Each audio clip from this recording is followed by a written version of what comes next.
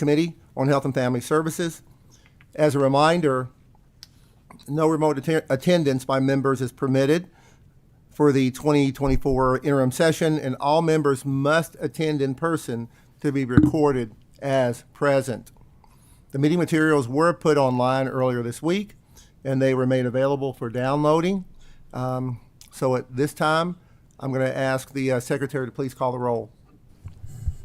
Senator Berg, Senator Tichenor, Representative Fleming, Representative Raymer, Here. Representative Stalker, Representative Wilner, Here. Senator Mays Bledsoe, Senator McDaniel, Representative Bowling, Representative Bray, Representative Petrie, Representative Heverin, Representative Moser, Co-Chair Bentley, Chair Douglas. Present. We obviously don't have a quorum, so we'll have to look at possibly approving the minutes. In the end, hopefully we'll have more people who will show up. The first item on the agenda this morning is going to be a presentation from Commissioner Marks, Deputy Commissioner Craycraft, and Dr. Brenzel, Clinical Director with the Department of Behavioral Health and Developmental and Intellectual Disabilities. They will provide us with an update on substance abuse treatment, prevention, and recovery services provided by the department. Are they here? If you would, just please come up. Hopefully we have enough chairs. You will find speakers. I wish you would pull those speakers closer to you, and when you get ready to speak, if you press on the little button that says push, you will see a green light that comes on, and we will be able to not only hear you but also record. So if you would, for the record, please identify yourselves. All right. Good morning. Katie Marks, Commissioner for the Department for Behavioral Health, Developmental, and Intellectual Disabilities. Good morning. Alan Brenzel, Medical / Clinical Director for the Department of Behavioral Health, Developmental, and Intellectual Disabilities. Good morning. Stephanie Craycraft, Deputy Commissioner for the Department for Behavioral Health, Developmental, and Intellectual Disabilities. Thank you so very much, and I want to welcome you all to the committee this morning. We are a very friendly group up here. If you would, raise your right hands. Do you solemnly swear to tell the truth, the whole truth, and nothing but the truth? Yes. Yes. Thank you very much. I'm going to ask the members of the committee to please hold your questions until after the presentation. And if you look in your folders, you will see the presentation here. So I will allow you all to get started in whatever order you wish. All right. Well, thank you. So we have the opportunity to present on two different topics. And so just for a note, in the slide deck, we actually have substance use disorder second. So I apologize to ask you to flip towards the end soon, but we'll then reverse towards the... It's actually page number 17 for members of the committee. Thank you. I'll just say it's an absolute honor to support this work. We work alongside dedicated subject matter experts and clinicians every day, and I just want to express my gratitude to my colleagues and the state for the work that we're doing in this space. It's tremendous effort. Quickly, as just an introduction to our department, though, so that you understand how we organize the work we do. I just wanted to introduce you to our mission and vision. Our mission is stated as to promote health and well-being and resilience for all, to facilitate recovery for people affected by mental illness and substance use, and to support people with developmental and intellectual disabilities. And our vision is that all Kentuckians have access to quality services and supports to live full and healthy lives. To do this, we have a number of different activities within our department. We break it up into divisions. We'll talk about our facilities in a little bit, but also just want to note mental health and substance use disorder. We primarily distribute federal and state funding and support our community partners in delivering direct services. We also provide a significant amount of technical assistance and training and licensure oversight for the substance use disorder space. And then as well, our responsibility and opportunities with developmental and intellectual disabilities, sometimes abbreviated IDD, and autism. We have 3 clear priorities that we will talk through. I hope you hear these threads as I talk about the substance use space specifically. That is to increase access to behavioral health and intellectual disability services and supports, improve the quality of care in behavioral health and IDD. That is so essential today. And then also we have a workforce that we have to support, so a resilient, inclusive, and equitable workforce.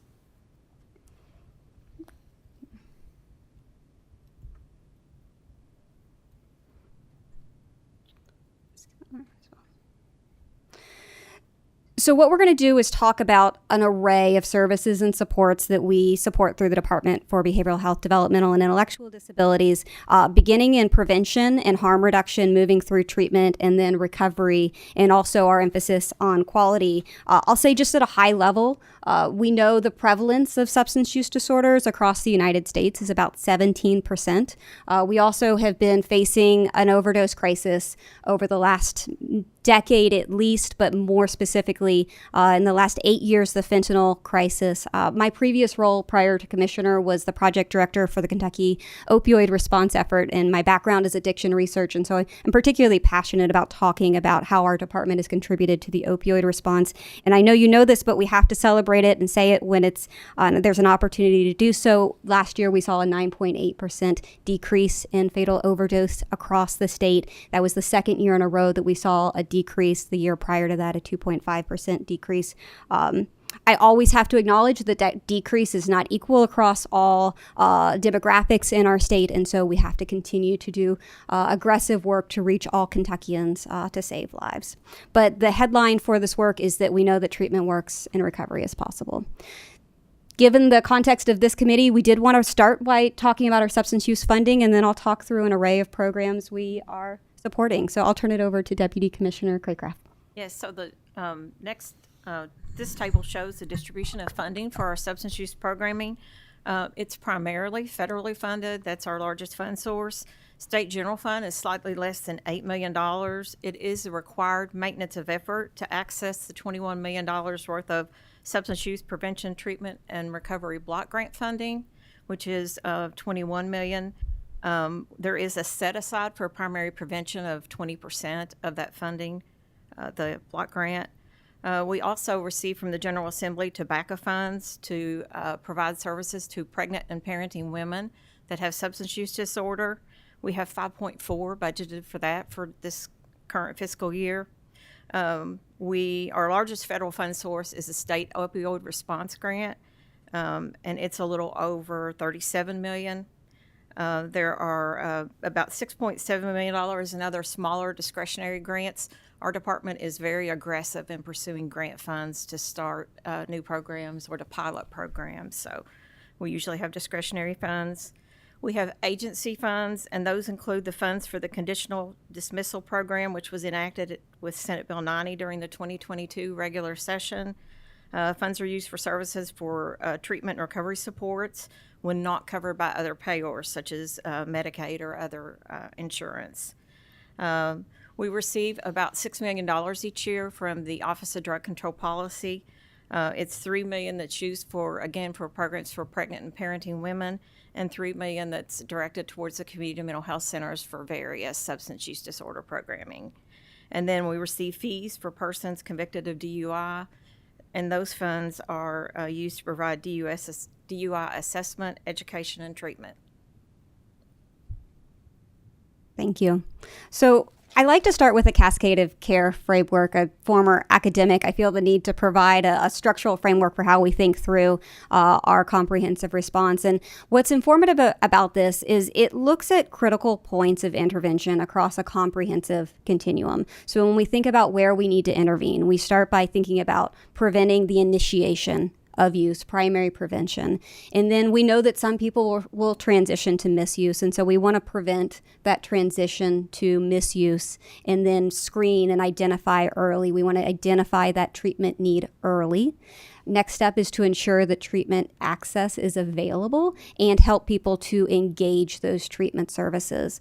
It's really important that we distinguish access and engagement from retention. That's a distinct set of strategies to help people stay in treatment once they've entered treatment. We know longer term care in the continuum of care results in better outcomes, and then sustain that long-term remission and recovery. We distinguish remission and recovery from the diagnosis to the kind of the broader well-being that an individual achieves. Throughout this work, we have two responsibilities. The first is to reduce the harm of the substance, and that begins the moment they begin using a substance. And then also to build that personal and family community capital, all those things that we know are so important in prevention, but also recovery, having access to job and education opportunities, stable housing, food. Regardless of where we are on this cascade, we need to intervene upon those factors. So if we start in the prevention and harm reduction strategies, there's a wide array that we could talk through. So what I'll do is emphasize broadly some of the strategies that we use and dive a little deeper into a few specific programs, but happy to talk about any that catch your ear. I would say I'll start with school-based and after-school-based programs. We know that primary prevention with youth is vital, and it looks like a number of things from sources of strength in schools or too good for drugs or partnering with our after-school programs like Boys and Girls Clubs. But the intervention is similar throughout, which is to reduce risk factors, general risk factors, and increase protective factors like having a trusted adult and being willing to reach out and seek help and support when that is needed. And so really developing that base in schools and after schools is critical to the work. We also support community coalition development. We know that local responses are so effective in taking the evidence base and applying it into a community. And so whether that be partnerships with regional coalitions or using our community mental health centers, regional prevention centers to help infuse evidence base into the coalition work, we are really excited to support that. Youth mental health first aid is another strategy. What you're hearing is things that sometimes don't sound completely specific to substance use, but we know that these general protective factors early on pay dividends in preventing not just substance use later on, but an array of mental health challenges as well. And so youth mental health first aid is a strategy that we support, training trainers to go out throughout the state and then train other individuals to provide this intervention. It's really simple in concept. We're equipping adults to support young people who are in or at risk for crisis with a kind of a 5-step strategy that's really universal to apply. Moving a little bit further into the continuum, we also know that we have to decrease access to illicit and licit medications through strategies like safe storage and disposal, distributing drug storage and disposal packages, helping pharmacies to have sites where people can drop off their prescriptions. And a key program that we've partnered with is the Kentucky Hospital Association for the statewide opioid stewardship program. The idea is that we equip all of our hospitals with the ability and knowledge to be opioid stewards. We have very specific metrics they're working to reduce, like when you come into the emergency department, that your prescriptions for ankle sprains, for example, are appropriate within guidelines. And so we're working closely with them in all of our hospitals. I think we've got over 110 hospitals committed to the statewide opioid stewardship program out of the 120-ish hospitals in the state. Separate from illicit substance use, we're also working to decrease access to tobacco products through the SINAR program. And so this is specifically to reduce the illegal sale of tobacco products to individuals who are under 21 years of age. And so we partner with ABC to conduct unannounced inspections of tobacco sale outlets to help them ensure that they're adhering to the guidelines and to detect outliers in that space. Naloxone, or the brand name Narcan, is critical to our prevention and harm reduction strategies. This is a medication that will reverse an opioid overdose and is saving thousands of lives in Kentucky and across the nation. When people ask, why are we seeing decreases not just in Kentucky, but across the country, one of the answers we believe is that there's increased access to naloxone for individuals, and especially for individuals who are most likely to witness or respond to an overdose. Our Kentucky Opioid Response Effort grant alone supports 12,000 naloxone units distributed freely each month, and that is in combination with so many other fund sources from Office of Drug Control Policy and Department Department for Public Health grants, we are committed to saturation of naloxone across the state so that anyone who's in the presence of an overdose can work to reverse that. We partnered closely with the Kentucky Pharmacists Association to ensure that this is a statewide initiative. There was a recent launch of a website, Find Naloxone Now Kentucky, so that anyone can go online and find where they can access free or affordable naloxone in the state. We're also increasing the capacity of our harm reduction partners to do that work that helps keep people alive and support health and wellness and reduce the transmission of infectious disease. So partnering with our local health departments and their harm reduction capacity has been essential. The headline is that prevention works and that we are seeing dividends on this. So when we think about all of the touch points that we've been able to accomplish through primary prevention, in the past year, this was a past state year, we saw 33 million touch points that were specifically targeting reducing substance use and improving community education, health, and well-being. And this data is critical. This comes from the Kentucky Incentives for Prevention Survey, which we issue every other year in partnership with many individuals. So think about this. From 2010 to 2021, we've seen a 43% decrease in past 30-day cannabis use in Kentucky, a 50% decrease in past 30-day alcohol use, and a 79% decrease in past 30-day cigarette use. We are seeing exactly the trends that we need in this state, and they are sustained over time. We know that primary prevention works. A few other strategies I just wanted to highlight in this space. Youth and family peer support is critical, not just intervening upon the child, but recognizing their relationships and family members. And so family peer support is individuals with lived experience who support families as they're going through challenges. And youth peer support is somewhat what it sounds like, younger people supporting younger people. We also have these wonderful programs. If you ever are having a bad day and need to see an amazing program, they're called tailored sites. They're youth drop-in centers, and they're operated by our community mental health centers.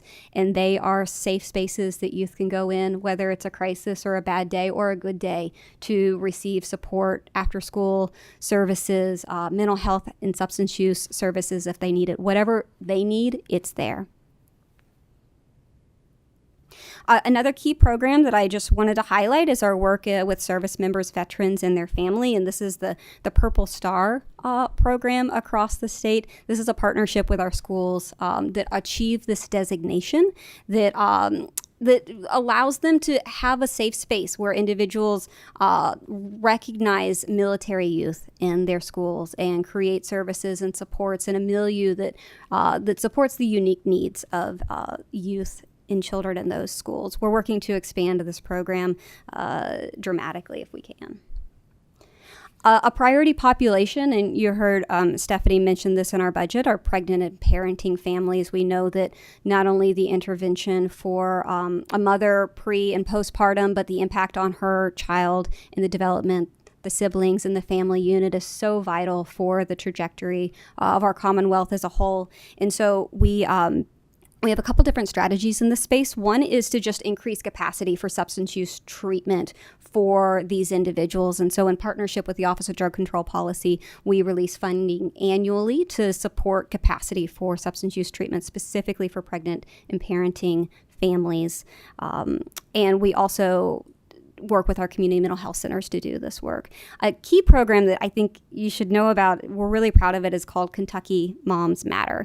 And what this is a unique combination of prevention and early intervention treatment. So it's behavioral health prevention, but also case management for women pre and postpartum up to 12 months that wraps services and supports at an intensity level that's appropriate to them, to each of these women and their families. Our community mental health centers run these, and as you can see, we're reaching a lot of individuals. 2,800, almost 2,900 activities were conducted in a year alone for this population.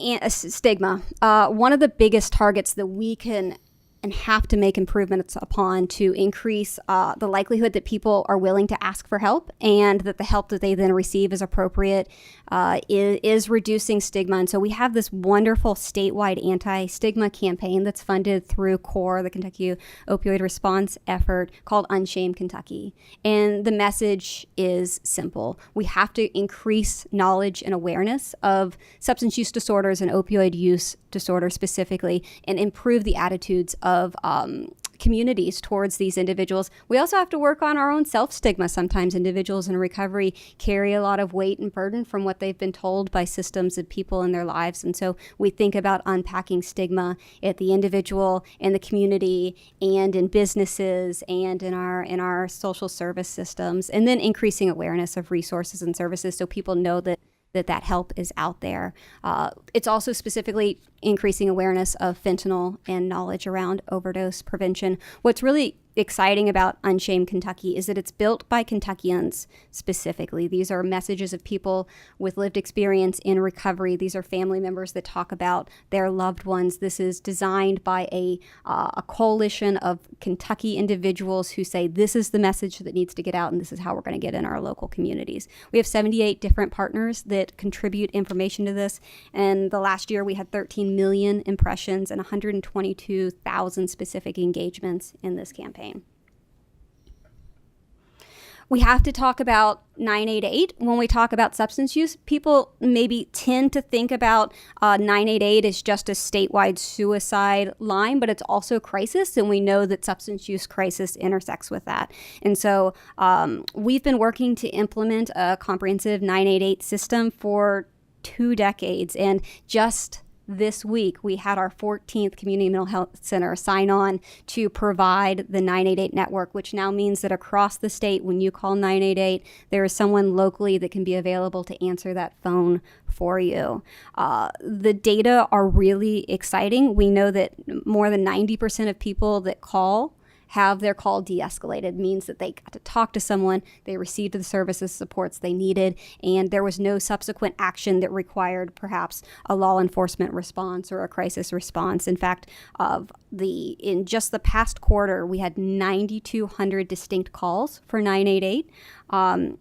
Only 95 of those were transferred to 911, and only 87 of those required law enforcement dispatch, which means when we can talk to people in real time in their challenging moments, we can really change trajectories of outcomes. Substance use accounted for about 8% of those calls, so it is a minority. There's a wide range of reasons why folks call, but substance use, almost 10%. All right, let's move into treatment. I'm going to kind of use the same process throughout to talk about our strategies that we're supporting in this area. Just as a reminder, when we think about treatment, it's not a monolith. We think about different strategies, our outreach of treatment, our engagement for people so that they understand what they're accessing and trust that and know that it's going to be quality. And then retaining folks in care is so important. And similar to what I mentioned earlier, we kind of have 2 different strategies. We disseminate funding to state and community partners to operate services and supports, and we do that through a variety of funding sources that you heard. And we also provide direct training and technical assistance to agencies. The Kentucky School for Alcohol and Other Drugs is one of the examples of an annual academy we hold to help improve the quality of services, education, providing CEUs for our community partners. There's so many places I could get started, but one of the things that I want to emphasize is that treatment isn't just occurring in residential facilities. We know that treatment needs to happen wherever people arrive, that there's no wrong door approach. And so our partnership with primary care is really important. And specifically, we've been working with the Kentucky Primary Care Association on the ability of federally qualified health centers and rural health clinics to be able to treat substance use when they see it in their clinics, because we know it's already there. And so working to expand their capacity to screen and to treat opioid withdrawal and to address alcohol challenges in the context of primary care, in the context of other health conditions treated at the same time, is really how we develop statewide capacity and bandwidth. So we have a lot of growth that continues to need to happen in that space. Not every primary care clinic is doing this work yet, but we are steadily making progress. Another strategy that we're using is substance use treatment access for people who are involved in the criminal legal system. And there's so many partnerships I could talk about between the 1115 reentry waiver with Medicaid, but the one I want to specifically highlight is the bottom right corner, the Behavioral Health Conditional Dismissal Program, also known as Senate Bill 90. This is significant for our state. The idea that we can identify people with low-level offenses and say, rather than incarceration, we're going to get you right into treatment. And not only are we going to get you right into treatment at the level that you need, we're going to address your barriers. If that's a payment barrier, which given our Medicaid benefit often is not the case, but we're also going to address your transportation, and we're going to work with you closely to complete your treatment program or the initial duration of your treatment program. And what's beautiful is that charges can be dismissed at the end of this. This is amazing partnership with the Administrative Office of the Courts. We're seeing the numbers grow every month of participation and the number of counties growing. So really excited to support the clinical expertise and community capacity for treatment in this way. I will give you just a little bit of a flavor slide here. So another place we know that we've got to do work is in our hospitals, because we've got folks coming into primary care that need treatment, but we know so many people interface with our hospital systems that present with a substance use disorder. And historically, we really struggled to make that a front door for treatment. A lot of times that was just a brief moment where maybe stigma at best was perpetuated and they were back out in the community. We know with our opioid crisis that risk of overdose is just so incredibly high, particularly following an overdose or in the state of opioid withdrawal. And so we've got kind of this four-tiered vision that we're working towards. Again, the value, the idea is that there's no wrong door to treatment. And so whether you come in to a large hospital, a university hospital, a small community hospital, it's a simple model. We identify your substance use disorder through a brief screening, and we connect you with a navigator, someone probably with lived experience who can say, I've been where you're at, and I know how we can move in a different course going forward if you like. And if you're in opioid withdrawal, we can treat that right now. We have a medication that will dramatically change how you feel in this moment and also change your risk for overdose going forward. We're going to teach you how to reduce your risk of opioid overdose in the future. We're going to link you to treatment. And if you can't get into treatment tomorrow, come back and see us. We'll do this again until we get you there. And then we're going to have a peer that follows up with you and asks how you're doing tomorrow and the day after that. That model is simple in concept. It's complicated to implement, but we're doing it. Our University of Louisville and UK hospital hubs are doing this work. We have partnered with the Kentucky Hospital Association with the vision of this being statewide, implemented in every hospital possible. We already have, I believe, 12 hospitals through KHA that are doing this, and an additional 9 that are funded directly through CORE. And so all of the yellows that you see, I apologize, it looks like they're corresponding to Bridge Clinic higher volume, but right now that's just all of the hospitals implementing a Bridge model in Kentucky. We think about a different level of intensity. If you're a higher volume hospital that's got more capacity, we can also downsize a model if you just don't have a lot of resources and maybe you just need to be able to provide some medication and bring a peer in. So that could be a lower volume model, or just a bridge navigator, someone in the hospital to say, beginning today, you're not alone.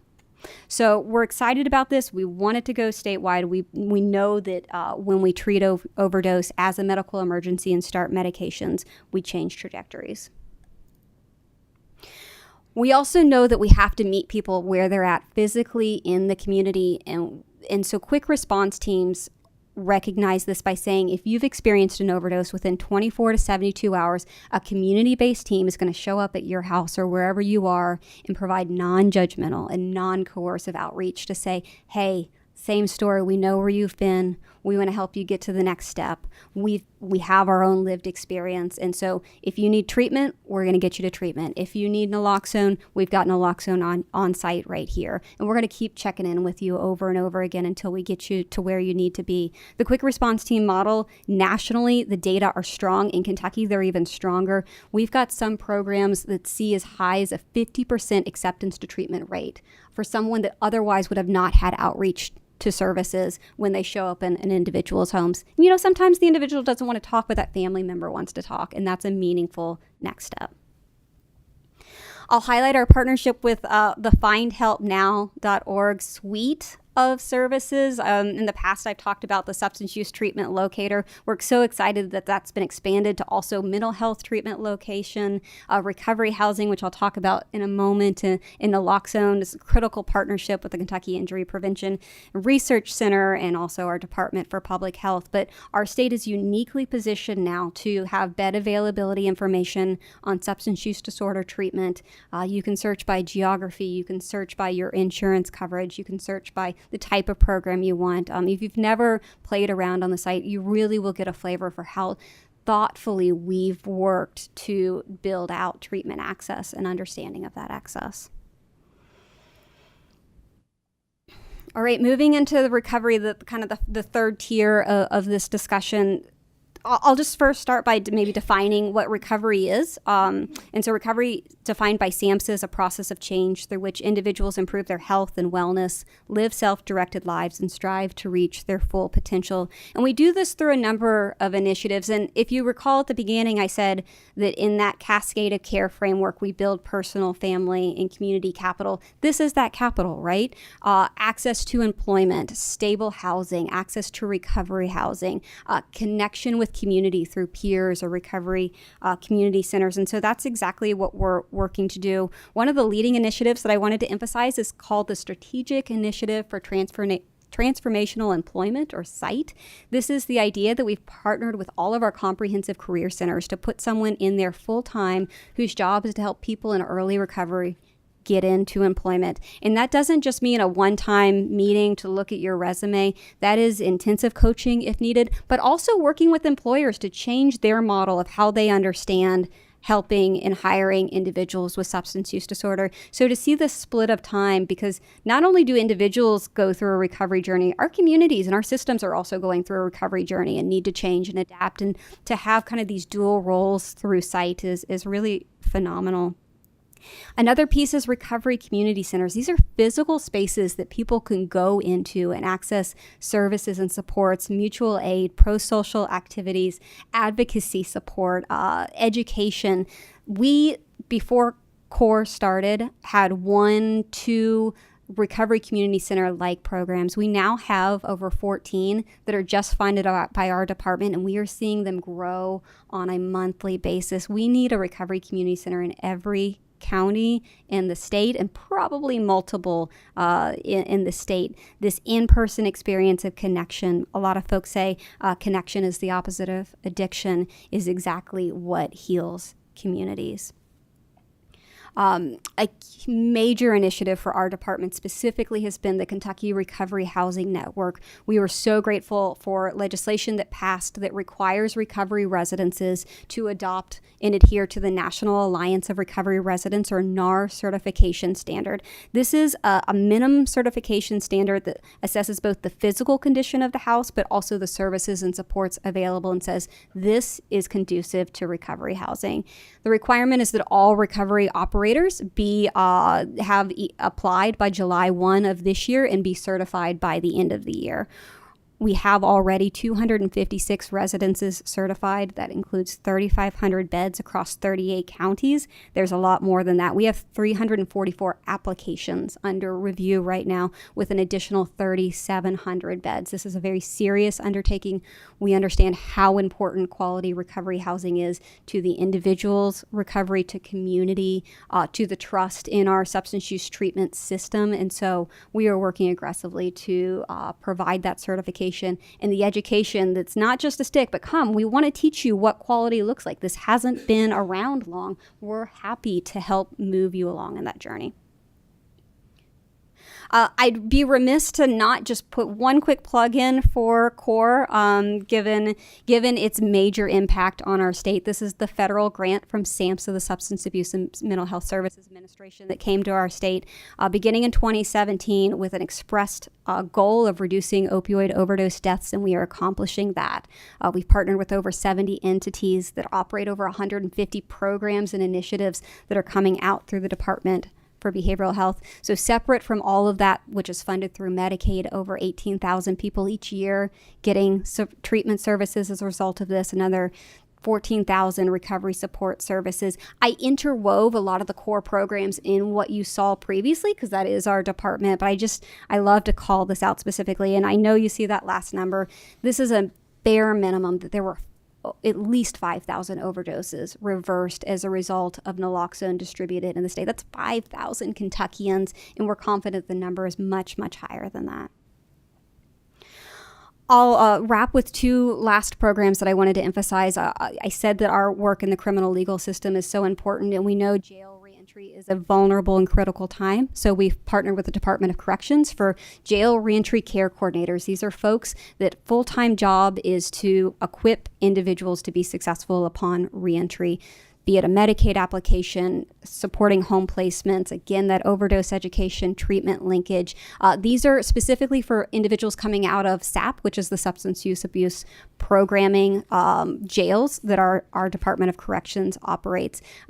Pairing jail reentry coordinators with the vision of the 1115 reentry initiative, the idea is that everyone coming out of corrections has the behavioral health services and supports they need, the healthcare services and supports they need, and the opportunity for employment. And then if it didn't feel like our department has done enough in the substance use space, I'll also say that we are committed to working in the behavioral health licensure and certification. So we oversee licensure for all alcohol and other drug entity providers. What that means is substance use treatment providers, residential programs specifically. Currently, we have 670 AODE licensed providers in the state.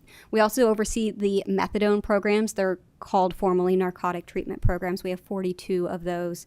DUI programming, and there's 104 of those. And then some specific things, the curriculum that trains peer support specialists, targeted case management.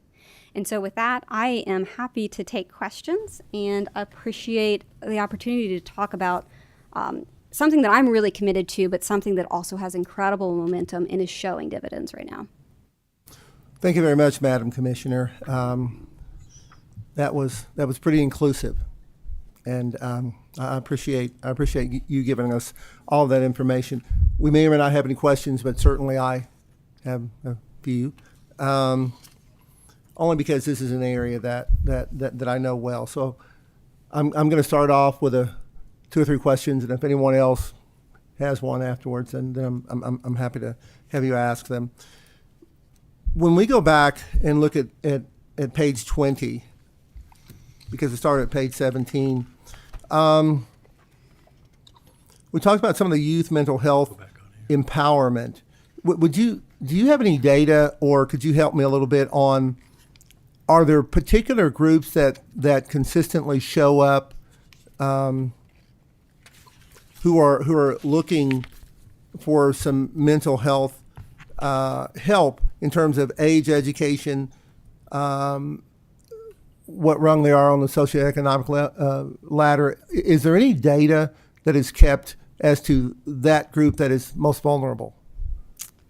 That's a good question. We do monitor where what our programs are reaching in terms of those age, and we're working towards demographics as well. I think maybe the less favorable answer is that we know that vulnerability exists across age and demographics and socioeconomic status. That's the challenge of substance use and mental health. But we know that there are pockets of our community that are at highest risk. So we know that that Black youth and Black youth males are particularly challenged right now and at risk for opioid overdose and mental health conditions. We know that youth who are military connected have particular vulnerabilities. We know that transition age youth is a particularly vulnerable time and also means a time for opportunity and intervention. And so kind of between 14 and 24, to give a broad definition of transition age youth, is a critical period of development.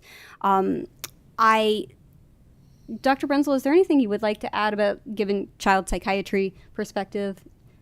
In terms of, is your question who presents for treatment or who is suffering most intensely from specific substance use disorders? Because I think the data does support that in our attempts to intervene, there are populations that we're missing, and so we have used our data, and it's parsed very carefully by geography, by sex, gender, race, socioeconomics. And so these funds that the commissioner has alluded to, we work to with community organizations to see that some of those funds get to those small organizations. So because sometimes the rich get richer, we fund big successful programs, but those programs may not have the reach that we're looking for. And you might want to speak to our attempts to target some of these funds towards community-based organizations that haven't historically gotten funding. Yeah.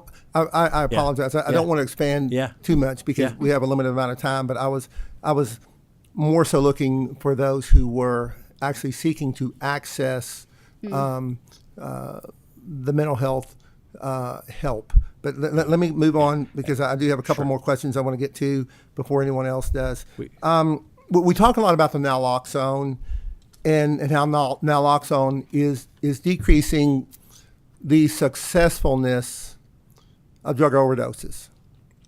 Often people will say it decreases our drug overdoses, and actually it doesn't. It decreases the success of drug overdoses. I guess with all the intervening going on, do we ever get any real numbers on whether it actually decreases the number of attempts or the number of issues of overdose? Does that make sense? It does. So just to restate, so I'm on the same page. Naloxone reverses a fatal overdose, but does not intervene upon a non-fatal overdose. So the question is, does naloxone address those factors? I think that's a difficult question to get at.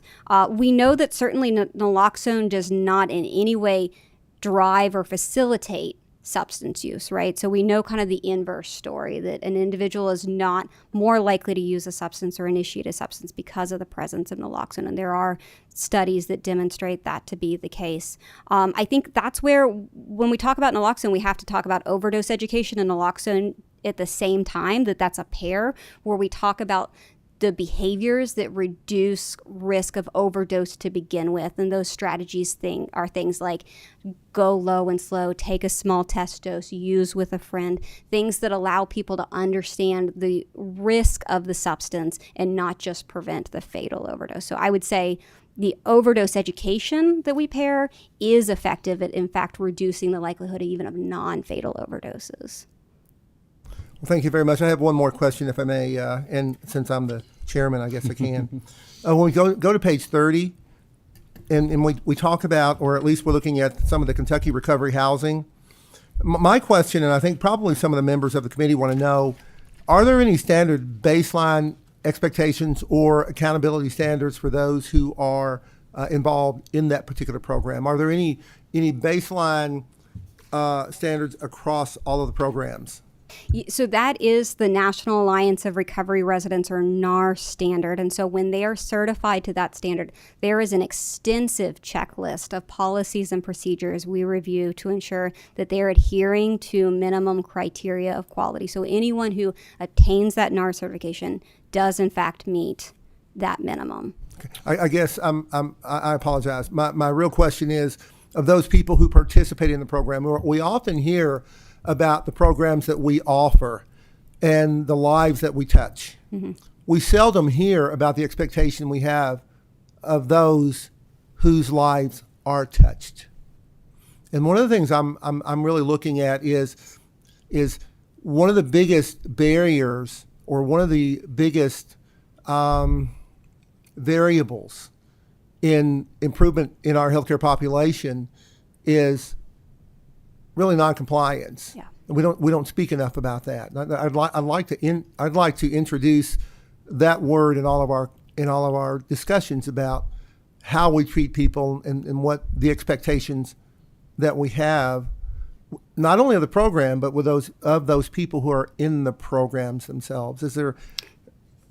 Understood. Thank you. So the legislation that was passed addresses noncompliance, which is a significant concern of ours as well. And so there is now capacity for local communities to say, you are not NAR certified or in the process, as we said. We can enforce financial consequences. We can have this program shut down. We also, anytime we hear about a program that has not reached out in the certification process, we now issue letters that go to them and explain exactly what those consequences are, and that the deadline is the end of this year to be in the certification review process. And so we are very concerned about those entities that are not operating within inside of NAR. We know that they exist. Well, I know, but we're still talking about the treatment facilities. We're not talking about our patient population. But if I could speak to the issue of substance use disorder, I think one of our biggest challenges is a significant number of individuals with a substance use disorder are still not accessing treatment. And so some of those folks remain at considerable risk. And so the system that the commissioner alluded to is that is built on identification, engagement, and what I've learned as a psychiatrist is that change can be very difficult. There are points in people's lives in which they encounter the opportunity to seek help that our system misses every day. And so what you've seen is that we are building a system where wherever these people present, they are given the opportunity to be engaged. What I've also learned is that voluntary treatment is the best form of treatment. Sometimes coercion is necessary, but at some point these folks are successfully engaged into a program. So that's where you saw whether they came to an emergency room, whether they came to a primary care doctor, whether they were in the correctional system. We're building the opportunity to reach out and connect with those individuals. And what we've learned is people with lived experience often have the best skill set to engage those folks I have been there. I was once living under a viaduct. I am now working as a peer support coach. Those stories are really key to very often. So what we say is you can begin your recovery journey anywhere, any place, and we're there for you, and we'll answer the phone, open the door, see you in clinic. The days where in my work profession, we're in the emergency room after an overdose, we said you really ought to get some help. Good luck with that.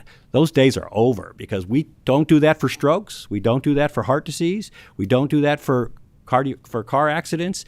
Our emergency departments need to be the first step in an individual's recovery journey, and we're now building that system where wherever they enter, we're there to engage them. Now, it can be frustrating because what we have to do is figure out where are they today? What do they need today? Do they need help with that infection at the IV site? And if I can get you some antibiotics, then will you come back tomorrow? And then they come back tomorrow, we can talk to them about opportunities for having naloxone available and test strips available. And then we can talk to them about treatment options. And so it's a very complicated, as you know as a physician, to engage people in their own health. But we've made it very possible, and we look to meet people where they are on any given day at any given location and help them take the first step in recovery. Which many Kentuckians are. We do have data about the number of the Kentuckians receiving treatment, receiving medications, getting diverted from our judicial system. And so we do believe that we're making a difference. Well, thank you very much. Do I have any other questions? More of a comment. First of all, thank you for a very, very, very well done presentation. Extremely.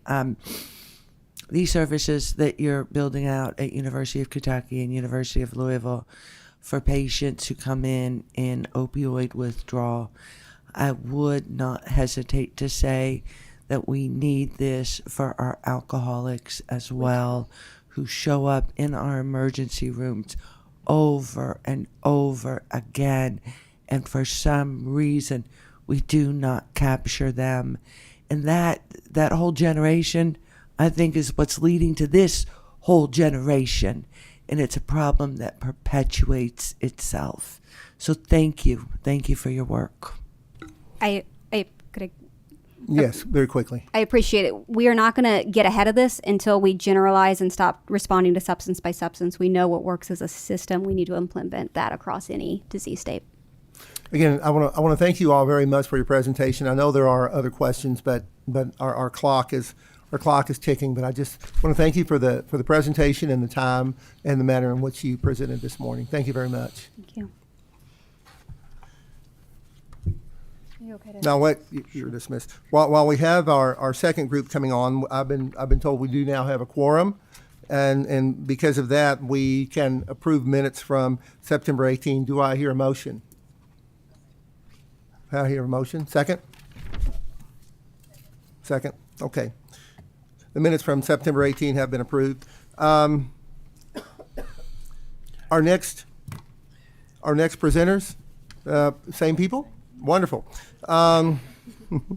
You've already introduced yourselves. You don't have to say anything. We'll just simply listen and move on.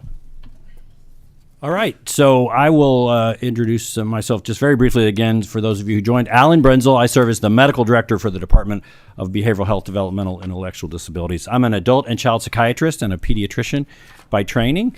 I also am an associate professor at the University of Kentucky, but have served in my current role in the Commissioner Mark's office now since 2010. So our understanding is that you're interested in an overview of our psychiatric hospitals, and so we're prepared to do that and hope that we can answer your questions today.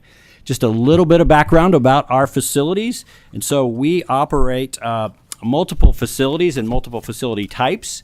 And so we're one of the few departments in the Cabinet for Health and Family Services that provides direct clinical care. So we operate clinical facilities. We touch individuals and patients on a day-to-day basis. And this map is attempted at a brief overview of how our system is organized. In those numbered regions are our community mental health centers.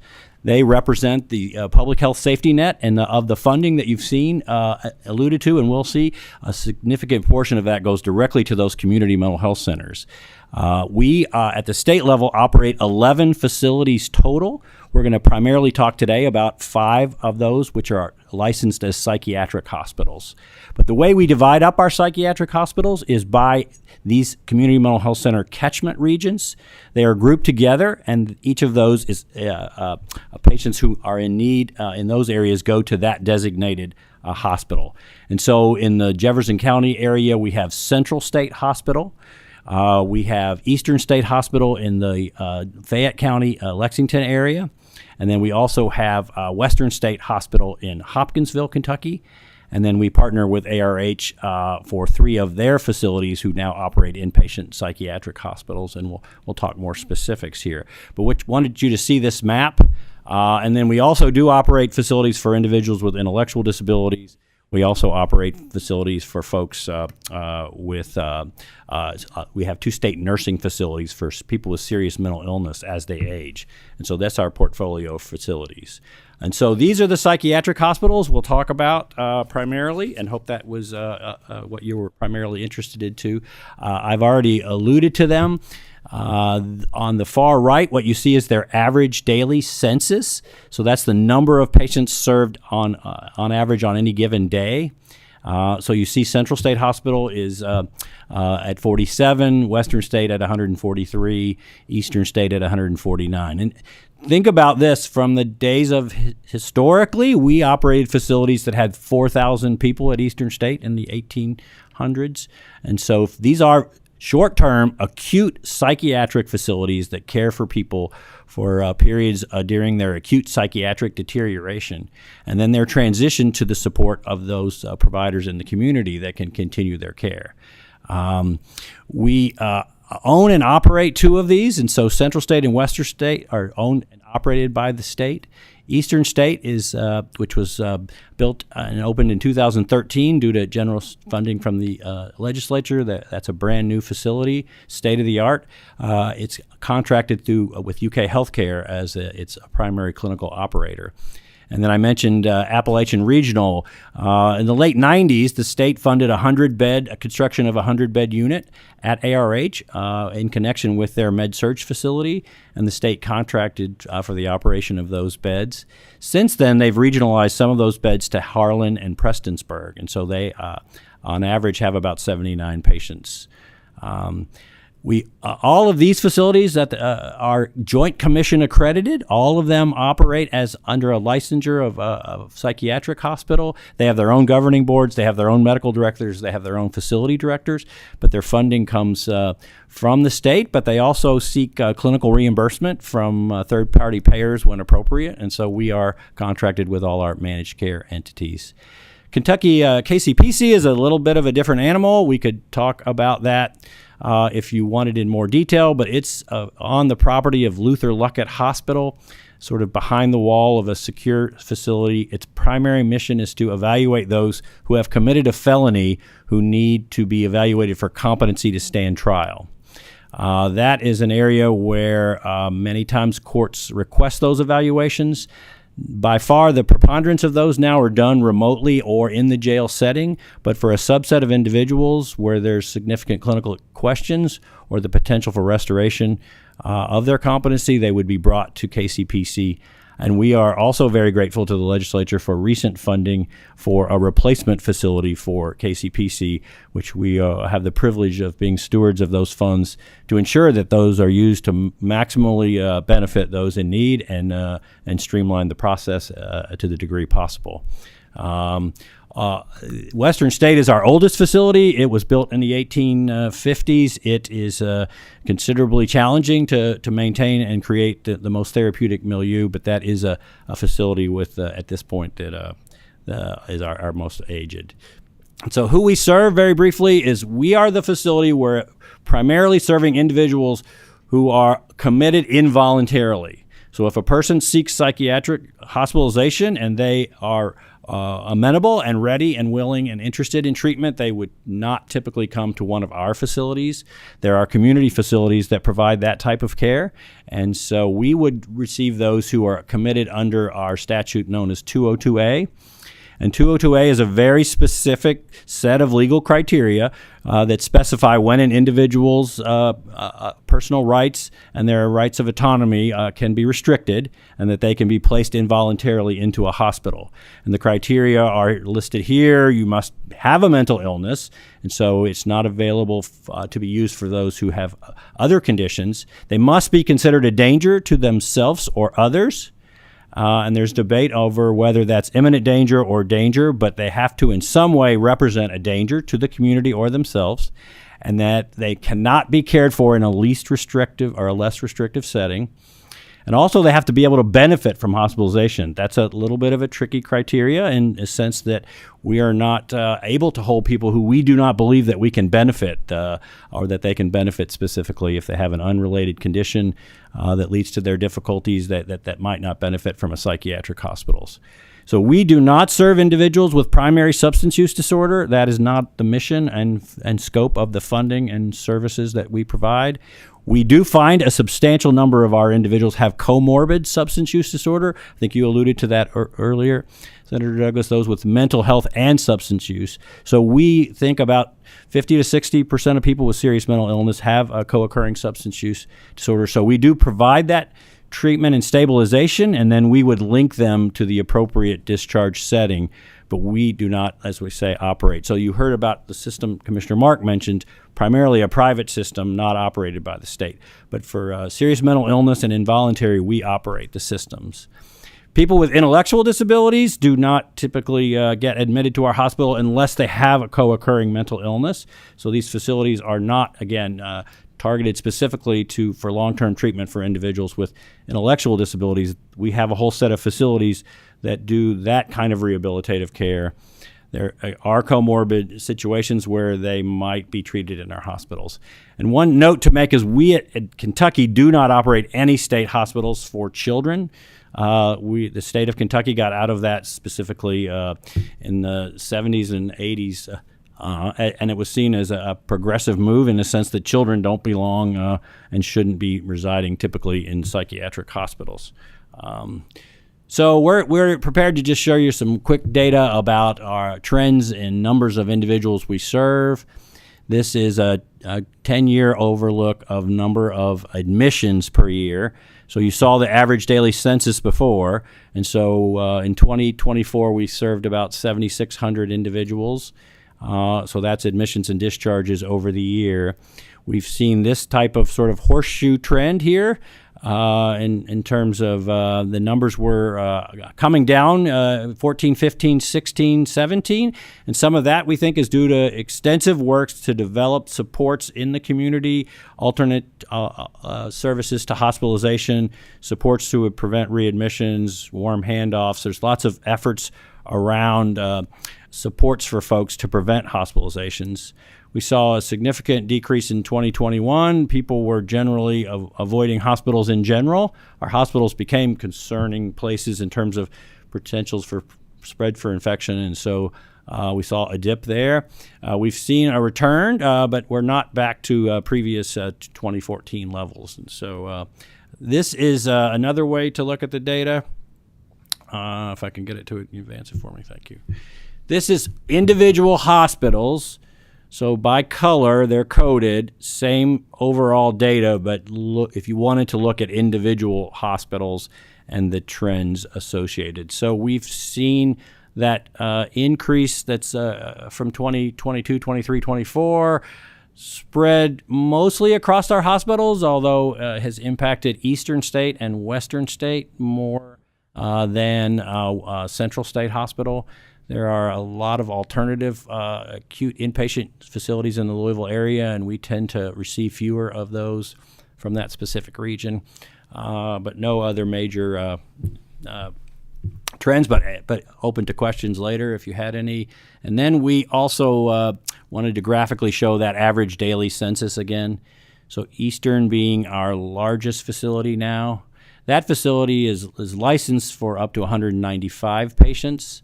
In 2024, we were averaging close to 170.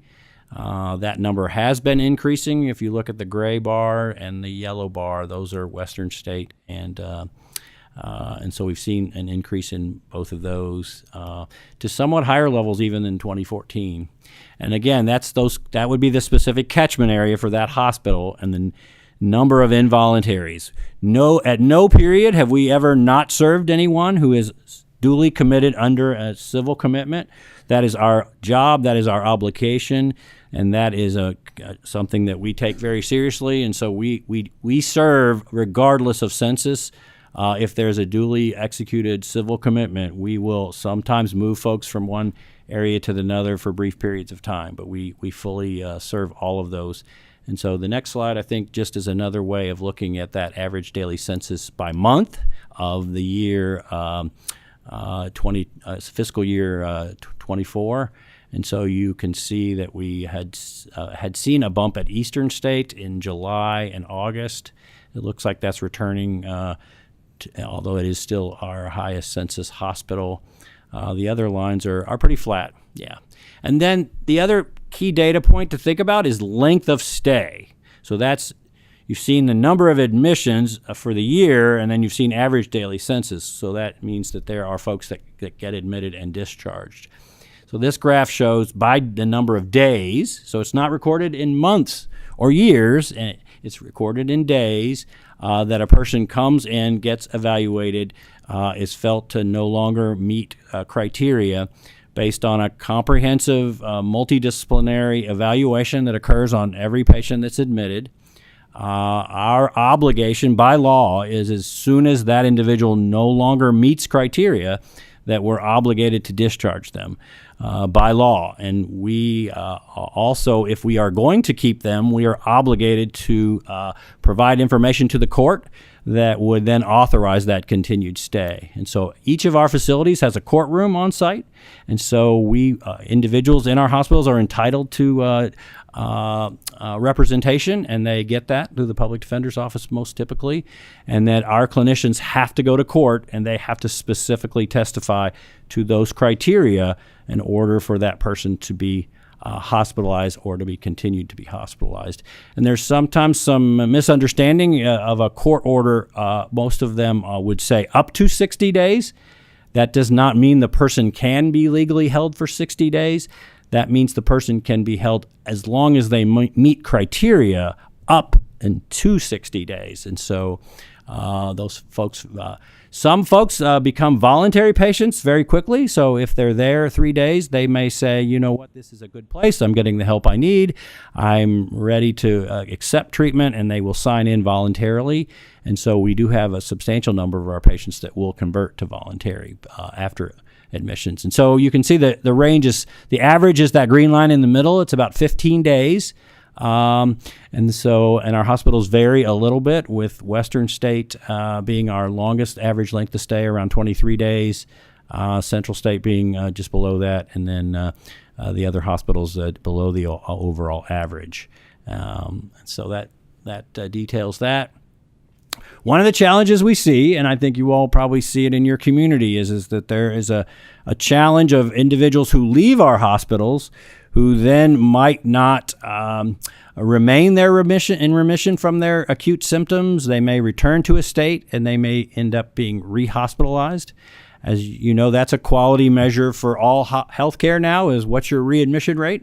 We look at our readmission rate, and so this is the by days. The 30-day admission rate is on the bottom there, and so we have overall system-wide about a 12% readmission rate. Too high, and something that we constantly look at and analyze why is that happening. That one of our challenges is that if you're in a hospital involuntarily, you also might not be seeking voluntary outpatient treatment when you leave. And so we have ways of ensuring that handoff happens, that they have an appointment. We require by contract our community mental health centers to see folks who come out of our hospitals with urgency and within a specific short time frame. We attempt to get them to meet their therapists before they leave. We use telehealth to arrange those connections. But there are a group of individuals that do not show up for their follow-up, and some of those do have a return of symptoms. We do have the new TIMS law that the legislature passed to help us with the possibilities of some outpatient-type commitments, because right now the only involuntary treatment is inpatient. Outpatient has been more difficult to have some oversight of adherence with follow-up, and sometimes people lack the insight to know about their condition, and so might resist follow-up. And so TIMS law was funded, and we're implementing that statewide now, which is a great opportunity to increase the potential for maintaining people in treatment post-discharge, with a goal of reducing reliance and readmission rates at our hospitals. And we'll shift now to some of the cost and overall expenditures around our hospital facilities. So as you can imagine, with the increased daily census, there are increased costs, as well as increased costs for recruiting and retaining medical professionals. The costs for our psychiatric hospitals have continued to rise. The table above shows the actual expenditures for fiscal year 23 and 24, as well as the budget for 25. In the enacted budget, the General Assembly provided an appropriation increase of $16 million to allow us to use the funds that we receive on behalf of operating our facilities to cover those increased costs. So we appreciate that appropriation increase. It's important to note that the ARH cost, the Appalachian Regional Hospital, is not the full cost of those hospitals, of the 100 beds that they operate for us. The Federal Centers for Medicaid and Medicaid Services, CMS, they have a rule that facilities of 16 beds or more that are engaged in providing services for folks with mental diseases are not allowable unless the person is under age 21 or over age 64. So for our state hospitals, where they're standalone hospitals, we're fully responsible for the costs associated with those. For ARH, where they're a unit in another hospital, they are able to access additional Medicaid funds that we're not able to access for ours. And so, for example, they can get the hospital rate improvement, the HRIP program that you've probably heard about. They can get funding through that and other supplemental funding. So the funding that's on here, the $14.6 million, that's funding that's provided by the General Assembly. It's general fund, and it is to cover the costs of services that exceed the ability for them to bring funding in. And this next table just shows, again, with the increased census, there's a need for increased staff. So it shows that staffing did go up from 23 to 24. This is point in time data for the end of fiscal year 23 and the end of fiscal year 24. As you can imagine, in facilities, the staffing can fluctuate on a daily basis, but that is point in time, and we do show an increase there.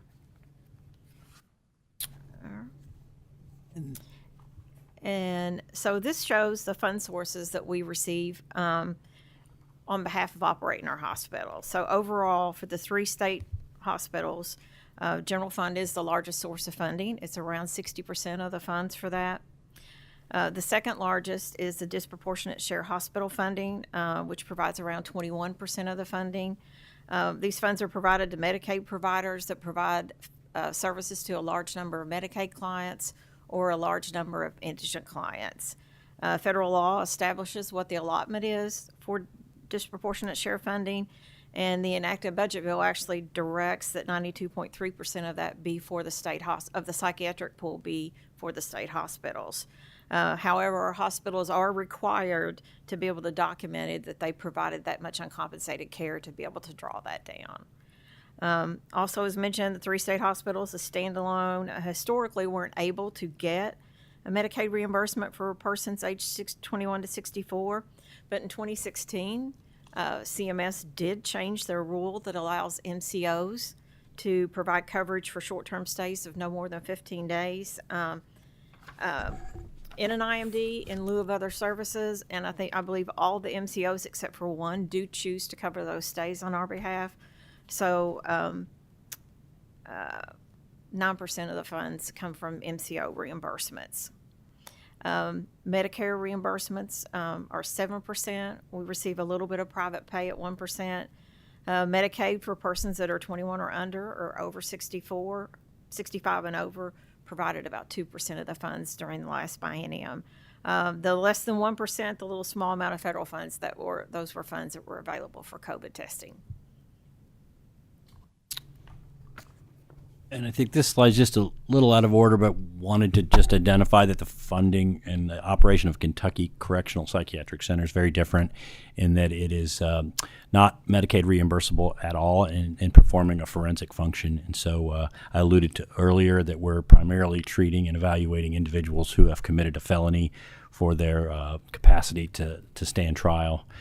We've had challenges with that. That was a difficult facility to maintain during COVID. People were coming from jails from all over the state. We're very grateful for the recent legislation that allows us to do more of those via telehealth very effectively within jails, and then the expenditure to replace what is a very, very difficult facility that would not be able to be Joint Commission accredited because it's much more of a correctional facility than a clinical facility, but we do have a team of clinicians who operate there, and I'm happy to answer any questions. Any closing comments? Again, thank you all very much. Senator Berg, don't you have a question? Thank you, Mr. Chairman. Honestly, you answered my question. We do not have a single inpatient state-run psychiatric bed for children. Not one. We do not. The state relies on its private hospital providers, yes, and then Medicaid primarily reimburses those providers. DCBS, the Child Welfare Agency, has had some contracts specifically where they purchase beds. They have purchased beds from some of our hospitals. Recently, they are contracting for 10 high acuity youth beds at River Valley Hospital in Owensboro. If you haven't heard about the Birch program, that would technically be the closest thing to a children's inpatient acute psychiatric facility. So that's for youth who have failed shorter stays at our private hospitals, and those hospitals are not feeling as if they can maintain them. We now do have 10 in-state beds for males ages 14 to 17. Right now the census there is 4, and they're gradually hiring and building staff, but that is a project funded through DCBS through child welfare funding. But Thank you. Thank you. Representative Wildner? Thank you, Mr. Chairman. Thank you for both of the presentations. Question about Tim's Law. So in recent years, we've updated that law twice with the idea of making it more accessible to folks, and so that a community member, a family member could initiate that request to get somebody into assisted outpatient treatment. How's that going? So it's a gradual process. We had some federal funding, it sounds like you're very aware, that allowed us to begin pilot regions. And so we've learned a considerable amount from those regions. It requires a lot of partnership with the judiciary in order to have judges understand. It involves a lot of education with the community, because historically you had to be admitted first to a hospital. before someone could take out an involuntary petition. This does, as you mentioned, allow now folks in the community to file that petition. The difficulty becomes is the engagement process. Like if somebody doesn't open the door and somebody doesn't, what are the potential consequences of that? And sometimes the providers can't break down doors, and so. But I think the pilots have shown the success of the engagement process, that there is what we call the black robe effect, where if an individual is brought to court and the judge asks the person and sets expectations early in their treatment, that can make a difference in terms of their willingness to accept. And so I would say it's a work in progress. I don't know if the commissioner wants to add anything. No, I think that's accurate. We continue to roll out into other regions of the state, and so I think that a presentation in the next 6 to 9 months could be really fantastic to communicate early outcomes statewide. Mm-hmm. Thank you. Representative Hebron. Thank you, Chair. Thank you all for your presentation. Always very helpful. And I think it's a great conversation for our colleagues to hear about the mental health issues and the crisis that we face throughout the Commonwealth. It's a little bit different, but do you all have any updates on the PRTF Level 2 facilities in Kentucky? So in the children's world, there's acute psychiatric, but there's also a licensure category called psychiatric residential treatment, and those are PRTFs. As you mentioned, that's controlled in a different way in terms of it's a certificate of need process. And so the certificates of needs are awarded based on an application process, demonstrated need. And so there are PRTF ones which cannot be on the grounds of a hospital, must be smaller than 9 beds, although you can co-locate 2 9-bed units. But you're referencing PRTF 2s, which were created, which would allow them to be on the grounds of a hospital and maybe could serve more challenging youth. There was only one before. We have a second one now online, and we have an application, I believe, for a third that's in process. And so we've not seen a dramatic expansion, but there has been an adjustment to the rates. There was a recognition for both PRTF 1 and PRTF 2, which, again, primarily these are Medicaid funded. And so the Medicaid rate has been adjusted to represent an increase in cost and challenges. We've not seen a dramatic increase yet in applications for PRTF 1s. There are some folks who've applied and not built out those facilities, and so they have the PRTFs. We hope by raising the rate we can convince them to do that. And so we've gone maybe from 1 to hopefully 3 soon PRTF2s, if that was a long answer to your short question. Can I have a follow-up, please? Go ahead. Thank you, Mr. Chairman. Thank you, Dr. Renzel. I know that a lot of people we kind of get in our own worlds, and I talk about PRTFs and PRTF Level 2s a lot, so thank you for the education to our members on that.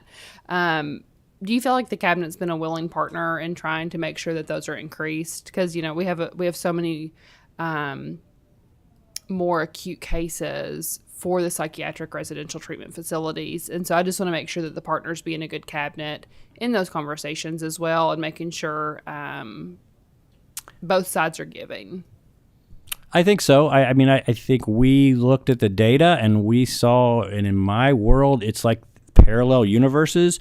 The number of PRTF beds is going down and the number of youth who need them is going up, and this doesn't take a rocket scientist to figure out we're in a world of hurt. And so we very quickly tried to understand what those providers are facing, what are the challenges, why are your beds offline, why are you not building, and it very often comes down to 2 things, staffing and reimbursement.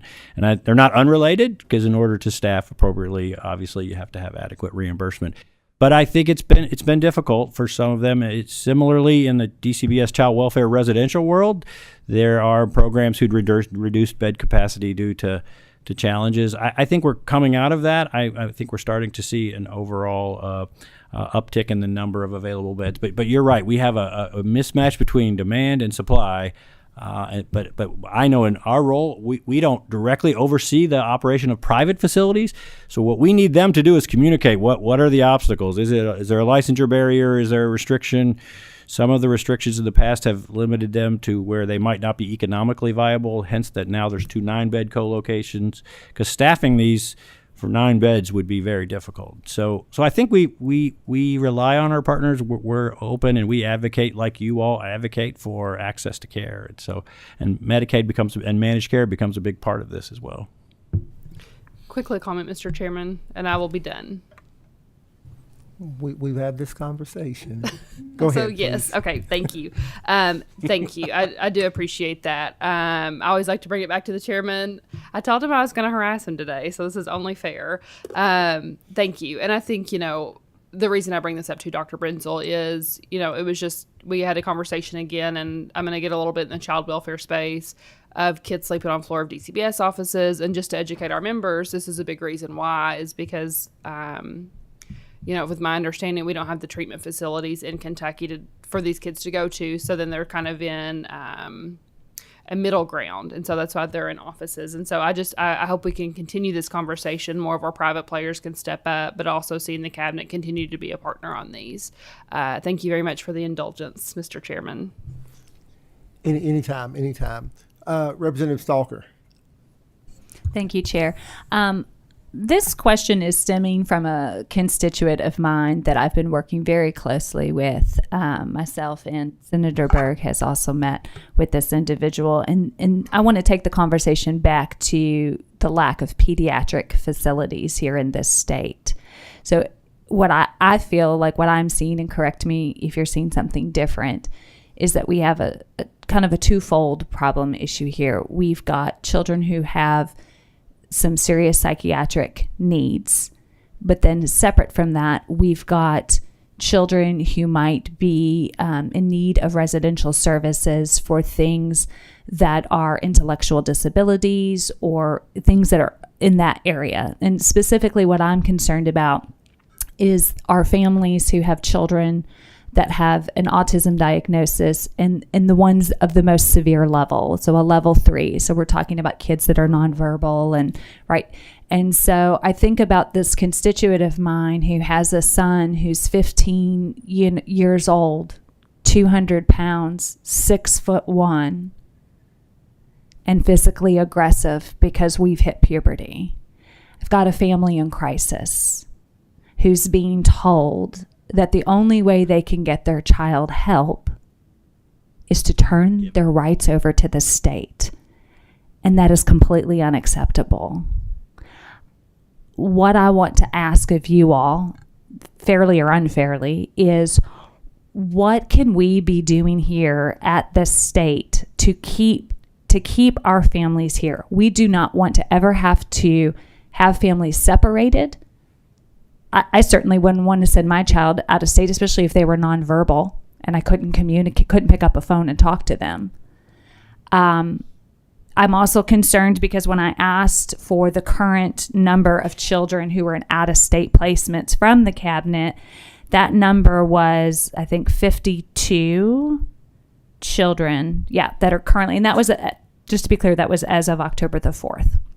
So 52. And when I looked at some of the information that was sent, it said specifically, I was asking about autism diagnoses, and it said that 17 of that 52 children are reported to have an autism spectrum diagnosis. 8 of the children are reported to have an intellectual disability or borderline intellectual functioning. 6 are reported to have a valid IQ below 70, but no corresponding intellectual developmental diagnoses. And of the 14 children with either an IDD diagnosis or an IQ below 70, 9 of them have an autism spectrum disorder. We are going to continue to have children who are born with an autism diagnosis, and a certain percentage of those will be of a level 3. So we know that this is going to continue to be a problem for our state. And what I want to know is, how can we support those families so that we are not asking them to terminate their parental rights and send their children out of state, and we are not losing those families altogether because they have to pick up and move their lives outside of the state to get their child the help that they need, when they might be giving up other supports here that they need for their other children that are not on the autism spectrum. So if there's any information that you guys could provide as to why are we sending this money out of state? Why aren't we taking care of our kids here in our own backyard? Thank you for those comments, and I still see patients a half day a week, and I still have families in that same level of duress, and that's my reality check to know that there are still significant gaps and challenges in the system, and you've identified one of those. I think we would wholeheartedly agree that no family should ever have to give up custody of their own child to get to access treatment. It's unacceptable. I think we have made progress. We do have some dedicated providers. We have at least one hospital in the state that has a specialization in serving those with intellectual disabilities. They are often overwhelmed and overfull, and so we need to understand why that is. I'm sure it sounds like you do your homework. We have dedicated waiver services. We have the Michelle P. waiver and the SCL waiver. Those waivers are opportunities for families to get services that can include residential supports that might be needed for those youth that you mentioned. We would rather serve them in home than put that 16-year-old 200-pound individual. We need to make sure we have ample supply of behavioral analysts and make sure that's a covered Medicaid service, because BHAs, behavioral health associate or behavioral analysts, BAAs, are very important to our families. The Autism Council rests and supported in our department, and so we work closely with the Autism Council and those families. But I think part of it, PRTFs can specialize. We do not currently have a PRTF that will accept individuals with autism. We need to understand why. We need to fully utilize our waivers. We need to hold our insurance providers accountable. I think that is one of the most difficult things I see is families who have private insurance have some of the most difficulty accessing services because their insurance company won't have an adequate network of providers. They'll limit services. They'll use medical necessity to deny that. And so that's the transition sometimes I see from private. So enforcing mental health parity, ensuring that it's a covered services from third-party payers. If folks then need to access waiver services, which are more intense, making sure we have adequate funding for our waivers, developing our provider community. We work with our community mental health centers who are offering autism services. They have DID sides of their enhancing crisis services. One of the things we must do is provide immediate 24/7 crisis services for people with developmental intellectual disabilities. That's a missing piece. That schools will call the family and say, come get them. The family's trying to work. They can't keep leaving their job to come get their individual. They're economically dependent on two incomes. And so that's when those families really get stuck. And so it's a complicated issue. It's a matter of our provider community stepping up, us looking at the rates that are associated with caring for these youth, leveraging our third-party payers to make sure it's available. We have a similar situation around eating disorders right now, as we don't have specialized eating disorder services that are readily available. And so part of what our time is spent looking at these gaps, but you've identified a clear one, and we could not agree more that that's not the role or function of DCBS to take custody of for purely treatment purposes. So we must do better. Excuse me, Mr. Director. I apologize for interrupting you. We have a limited amount of time that we have this room, and Madam Commissioner, Madam Deputy Commissioner, and Mr. Director, I want to thank you also very much for the information that you presented this morning. But sometimes we have time constraints as well. This information will be well received, and I just want to ask you all to have a wonderful day. Thank you very much. Thank you. Now, before we leave, this is the last meeting of the 2024 session for this particular committee. I want to thank everybody here for participating.